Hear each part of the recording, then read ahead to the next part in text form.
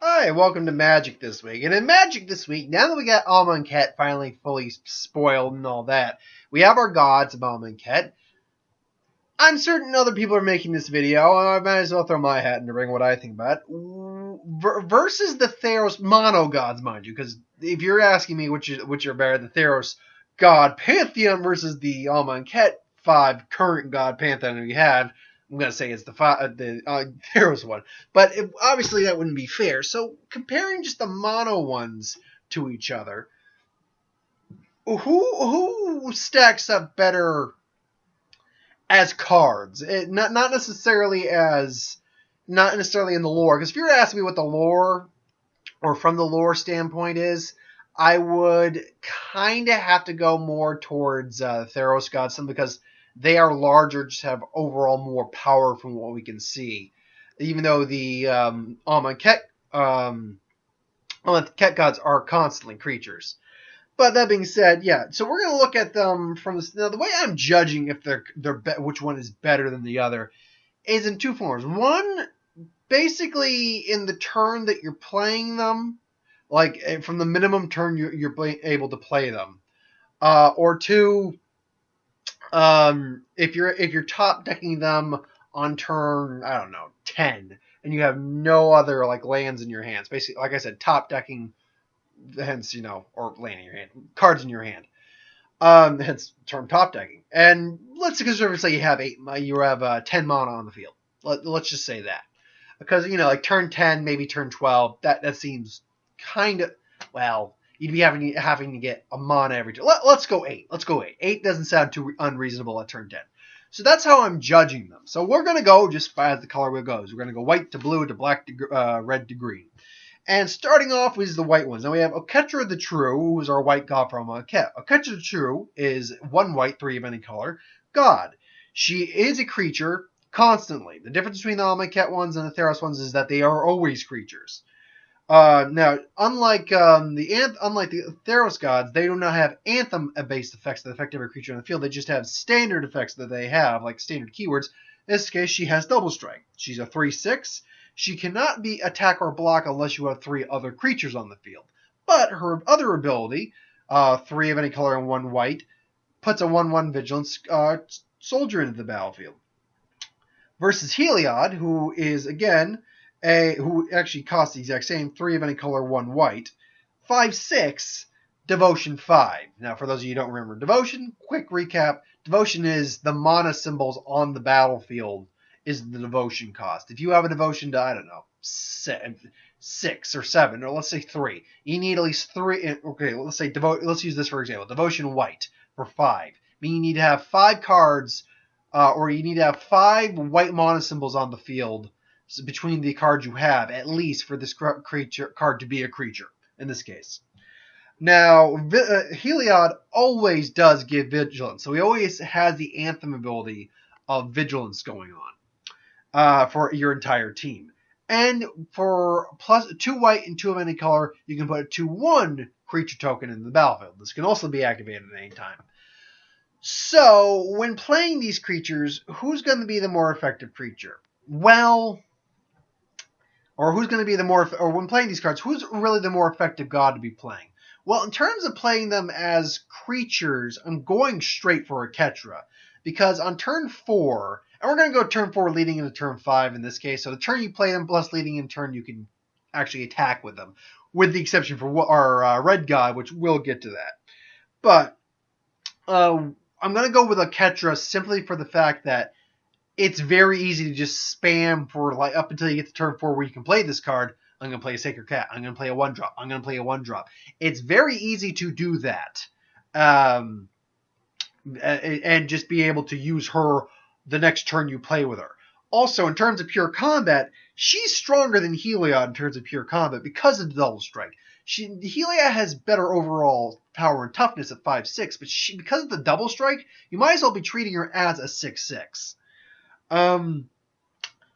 Also, they both have the same, more or less the same converted mana cost ability. Heliod produces stronger creatures at 2/1s. However, Oketra's is slightly easier to use because it's only one single white, whereas Heliod's is double white. But we quickly go into that Heliod does give an anthem to the entire field, no matter what. So it begs the question: do you want to play the card that you can play more as a spell, or you want to play the card that you can play more as a creature?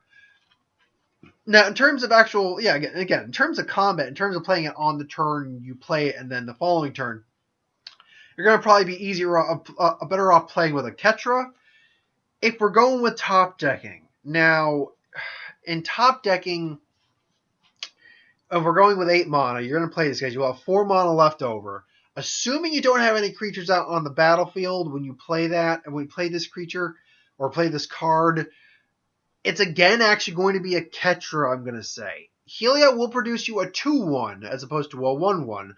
But a Ketra's 1-1s automatically have Vigilance as opposed to Heliod, which just gives the Vigilance. If you get rid of Heliod, the Vigilance is gone, whereas her tokens still remain, and it still have Vigilance. Plus, the beauty of always being a creature is you can, if you need to play something like actually a perfect combo right in the bat is Fist of the Ironwood, which would give you 2 sapling tokens. Play that on a Ketra, you automatically have 2 of your creatures that you can attack. You need to attack with. Whereas with Heliod, just because he makes tokens, he does make army, doesn't mean anything towards his devotion cost. Because tokens don't have a converted mana cost at all. They have no mana cost. So if I were to say which card I think is overall long-term the better card, like the better of the 2 gods, I'm going with a Ketra. I think a Ketra is just easier to play, easier to turn to a creature. And if you destroy a creature now that being said, Heliod also has the advantage of not just necessarily needing using creatures. You can use I forgot that point that you could use actual permanents, not just creatures. It's close to a wash. I am going to lean towards a Ketra. While the Vigilance Anthem is extremely useful on Heliod, I am going to say that you can just play like there are just cards that give Anthem cards that give Vigilance, so it's not that hard of a stretch. Plus, her tokens already have Vigilance, so I'm gonna say Ketra's the slight favorite over Heliod. Now, in terms of blue, we have Kefnet the Mindful, 2 of any color, 1 blue, a 5/5 flyer. They're all indestructible, by the way, so we're not factoring God indestructibility in this. They're all indestructible. Flyer. Now, he cannot attack or block unless you have 7 or more cards in your hand. Now, you may pay 3 and 1 blue to draw a card and return a card to your hand, meaning you can pay 4 to put 2 cards into your hand to help you along with that. Then we have Thassa, who is again 2 of any color, 1 blue. Devotion 5. Beginning of your upkeep, scry 1. You may pay a blue in any color and make a target creature. A target creature can't be blocked, more or less it's unblockable. It is also a 5/5. Now, I am on record saying that I think the blue god is kind of a disappointment for me. If it wasn't for, honestly, its requirement for attacking and blocking, I'd like it a lot more. But the problem is, keeping a minimum of 7 cards in your hand when you have a limited hand size of 7, unless you have cards that don't give you a maximum hand size, is a really tough thing to do. Especially if you want to constantly be attacking and blocking with this creature. Now, you can strategize and, maybe have 7 cards. You got to discard a card, but then you can return it back to your hand. But that's a lot of... Yeah, it gives you a draw effect, but it's a lot of work. And it does have...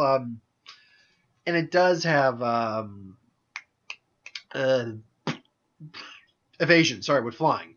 Whereas Thassa, all you need is the converted mana cost. Again, you don't need them with just creatures. You can have permanents like enchantments, artifacts, creatures, planeswalkers. All of those things can give you that. And Thassa lets you scry. Scrying is not an underestimated bit. Scrying is letting you see into the future and choose whether or not you want that future to be. And then she can not just make other creatures unblockable. She can make, I believe, herself unblockable as well. I gotta give it to Thassa. She can give evasion not just when she is a creature, but to other creatures as well. She can scry, meaning you can see into the future, but meaning you can basically set up your future hands always, pretty much. And comparatively, her requirement for being a creature and attacking and blocking is a lot easier to maintain than Kefnet. So I have to give it to Thassa as a superior blue god. Then we go into black. Now, black, we have Bantu the Glorified. 3 of any color, 1 black. Menace. Creature. This card is basically she cannot attack or block unless the creature died under your control this turn. Now you may play 1 black and 1 of any color. Sacrifice a creature. Scry 1. Each opponent loses 1 life. You gain 1 life. Erebos, God of the Dead, is again. They actually all pretty much have the same converted mana cost, with the exception of the green gods. 3 black, 3 of any color, 1 black. Devotion 5 for black. Opponents can't gain life. You may pay 2 life, and 1 black and 1 any color, and draw 2 cards. This one is a little tougher to call. By the by, Erebos is a 5/7, whereas Bantu is a 4/6. So just in stats terms, Erebos is the much stronger god. Now, otherwise, it's a tough call because, again, this one also gives you Scry. But its requirement for attacking and blocking is very restrictive. Unless you're running a heavy token strategy. Like, if you were to play these cards on their respective turns, Erebos is the one that's going to have an immediate effect on the board. Bantu can't do a damn thing unless you have creature. I've already called it. Bantu can't do crap unless you have creatures. And this thing doesn't even make creatures, unlike Oketra. Oketra can't do things without creatures either. The key difference, though, is Bantu legitimately needs creatures so you can get rid of the creatures, whereas you can just keep amassing creatures with Oketra. So Erebos doesn't have that restriction. Erebos, you just need the devotion cost. Then they can't gain life. Then you can pay life and draw cards. So, yeah, it's Erebos. Erebos is the better black card. There's no comparison. That was a short one. Okay, now we have Hezret. Now, Hezret is a kind of contender card. Is a wild card in this. Both her and Perforos are both 3 of any color and 1 red. She has haste. Now, she cannot attack or block unless you have 1 or less cards in your hand. But her ability, 2 of any color, 1 red, pay that. Discard a card, do 2 damage to each opponent. It lets you cycle your hand basically and get rid of the cards in your hand, which is a big deal with this kind of card. And then we have Perforos, again, Devotion 5, this time to red. Whenever a creature enters the battlefield under your control, he'll do damage to each opponent. You may pay 2 of any color, 1 red. Well, creature you control gets +0/+1 until the or +1/+0 until the end of turn. It's a 6/5. Hazaret's a 6/4. In terms of just stats, yeah, of course, Perforos wins. But here's the thing: in a top decking situation, right off the bat, Hazaret comes out the victor. Hazaret comes out the clear victor because if you're in a top decking situation, we're assuming you have nothing else on the field. Hazaret can work with that. Hazaret actually can thrive on having no cards in your hand and nothing else on the field. All the Theros gods need something on the field in order to be able to be gods. So in terms of the top decking, Hazaret wins. Now, in terms of the long term, it's going to have to be Perforos, though, because Perforos still is going to have those... it's still going to be able to use its ability to, when creatures come out of the field. So you could top deck it. It's not going to do anything immediately, unlike Hazaret.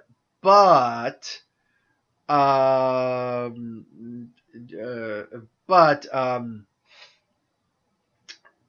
if you continue to draw, sorry, I blanked. There are Bob's Burgers on. I don't like Bob's Burgers. I just had the mutant TV on Cartoon Network. Samurai Jack was on a replay. I'm like, yeah, Samurai Jack, and whatever. Where was it? Oh yes, long term, if Perforos comes out on the field and you start playing creatures again, you're going to get more advantages out of that than you probably are going to get out of Hazaret's discard ability.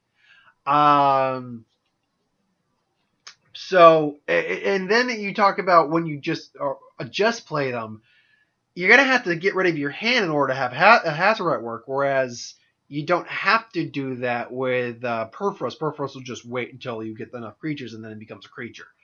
So I'm going to have to lean towards Perforos long term, but it's an interesting scenario because top decking wise, Hazaret completely wins. So right now, where do we stand at? We got We're actually, I think, 2 for 2 right now. I think I gave it to a Ketra. And no, actually, no, I did not. Yeah. So overall, the Theros gods are going to win this, but going to the last one, Ronos the Indomitable versus Nylea of the Hunt, god of the Hunt. Ronos is 2 of any color, 1 green. Death Touch 5/5. Nylea is Devotion 5, gives other creatures trample, but she costs 3 of any color and 1 green plus the Devotion and is a 6/6. Now, Ronos can't attack or block unless you have a creature with power 4 or greater. Yeah, that's not. Again, sorry, it's distractions. That's not a hard requirement to do. Basically, you just have a creature with power 4 or greater on the field. Then it can give by paying 2 of any color and 1 green any other creature +2/+0 and trample. While as Nylea, by paying 3 of any color and 1 green, can give a creature +2/+2. But it already has trample because of her Anthem ability. Right off the bat, I'm telling you right now, it's Ronos. Ronos is the better god. Ronos is the easier, first off, is the easier god to play. It's quicker to get out than Nylea. And because of the way some creature cards work, you can have 1 or 2 drop 4/4s. Sometimes they're going to have downsides, but whatever. There's one in the new set that's discard a card. Ooh. For 4/4 on turn, no, for 4/3 on turn 2. Yeah, I'll discard a card for that. Thanks very much. And then I'll play my Ronos, and he'll be a creature right from the get. Whereas with Nylea, she already needs to come out a turn later. She still needs all the Devotion, which can be, can be destroyed. Creatures and cards can be destroyed to prevent that. And she's and her plus ability, while giving an Anthem of trample to all creatures, her plus ability is more expensive as it is. Instead of paying, you'd have to pay 8 to give 2 creatures +2/+2. You can pay 9 to give 3 creatures +2/+2 instead of the 12. So it's just a numbers game at that point. So and I gotta give it to Ronos as the better green god, but overall, in terms of the mono gods, I mean, you could technically call it a draw because in a top deck scenario, Hazoret's clearly better than Purphoros, but in a long-term scenario, Purphoros is clearly better than Hazoret. So I suppose you could call it a draw, but if you don't want to go that route, I'd say it's the Theros gods by nose, though. The Amonkhet gods, as a whole, are pretty interesting, and some of them are extremely good. Not all of them. I don't think. Actually, looking back on it, Kefnet's not terrible. Kefnet you can work something with. Or Ketha I'd be able to work something with if I got it. Bontu kind of sucks.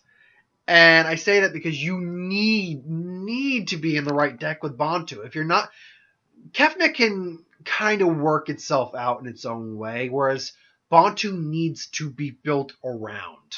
And I don't mean that Kefnet doesn't need to be built around either. It does need to be built around, but Bontu, whereas Kefnet, like on a scale of 1 to 10, where Kefnet kind of needs to be built around, you can put Kefnet in a blue deck that's dealing with draw and stuff, and it'll generally be fine. You can't just dump Bontu into a deck and hope for the best. You need the proper channels for Bontu. You need to build around it. But anyway, that's my thoughts on the gods. Amonkhet versus Theros gods. Who's better, who's stronger, and all that good stuff. So thanks for watching. Hope you enjoyed. Like, comment, share, and subscribe. As well as if you want us to review something, put in the comments below. Let us know. We'll do a review of it at some point. Any ideas for who would win? Star Wars, Superhero, Magic, what if? Anything I do in the channel, put that in the comments below too. I'll take that suggestion into consideration. Probably will do it at some point. Tomorrow will be Free Fire. There will be no tomorrow. Technically, it's today. Today there's not going to be a Star Wars today. I won't have the time today because of work and everything. But there will be a review for Free Fire. I'm looking forward to that. It looks like it's a free for all. Yeah. And we're going to just end it on that. Have a good night, folks.